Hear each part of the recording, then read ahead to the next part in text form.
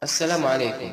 Aujourd'hui, je vais vous parler sur un homme qui fut un proche compagnon du prophète Mohammed, paix et bénédiction d'Allah sur lui, et le second calife de l'islam, à la mort d'Abu Bakr as-Siddiq, qu'Allah l'agrée. Cet homme est Omar ibn al-Khattab, qu'Allah l'agrée. Il était un homme pieux, honnête et digne de confiance.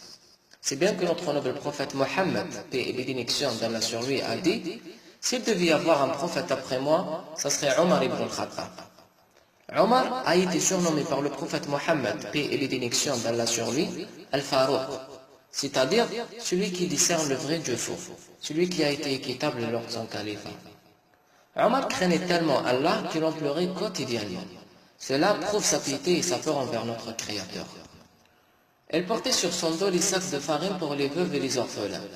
Et lorsqu'on lui disait « laisse-moi porter à ta place », il répondait « et qui portera mes péchés à ma place au jour de la rétribution ?» Al-Farouq était doté d'une humilité et d'un comportement hors norme.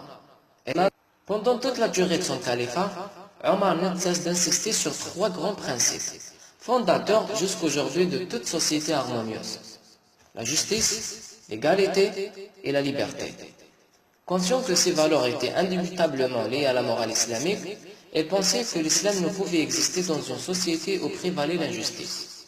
Elle prôna donc une justice pleine de compassion, à l'image de celle du prophète sallallahu alayhi wa sallam. Le principe d'égalité fut de la même façon fondamental aux yeux d'Omar, qu'Allah l'agrée. D'un point de vue islamique, tous les êtres humains sont égaux, peu importe leur statut ou leurs origines. C'est ainsi que Omar s'appliqua à faire en sorte que nul ne soit lésé ou favorisé sur la base de sa race, de sa couleur, de sa descendance, de son genre ou de sa classe sociale. Lors d'une famine qui toucha Médine et ses environs durant le règne de Omar, il jura qu'il ne consommerait plus de lait ou de yaourt jusqu'à ce que tout le monde puisse se promettre d'accéder à ces denrées. Ce qui montre ce souci d'équité non seulement entre les gens du peuple, mais en plus entre lui et ses sujets.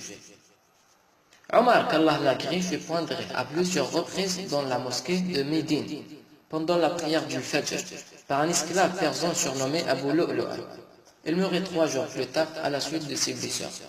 Son califat a duré 10 ans.